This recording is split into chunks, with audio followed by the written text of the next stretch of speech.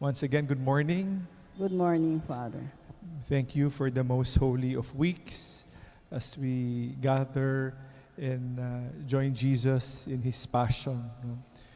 Uh, the beautiful story today of Mary washing the feet of Jesus with costly perfume. No?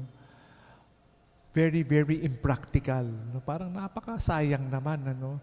Maraming mga bagay na parang sayang. No? Sayang naman. No? Bakit ka magbibigay ng bulaklak? Ang bulaklak ngayon, napakamahal. No? Napakamahal. Pero imbis na bulaklak, pwede mabigay mas practical na bagay. Maraming mga bagay na kaminsan na pag-iisip natin, let us be practical. But acts of love cannot be measured. Hindi nasusukat ang pagmamahal. No? We do crazy things, out of this world things, out of love.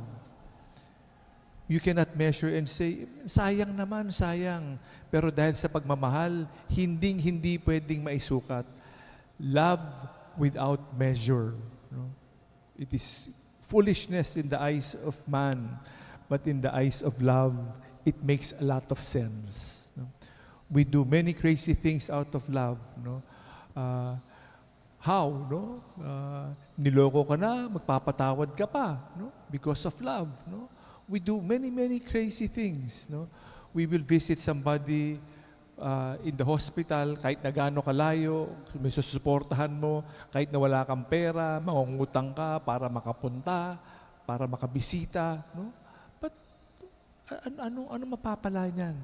Pero dahil sa pagmamahal, we cannot explain what Mary did, no, to stay at the foot of Jesus, wash His feet with very costly perfume, and dry the foot of Jesus with her hair.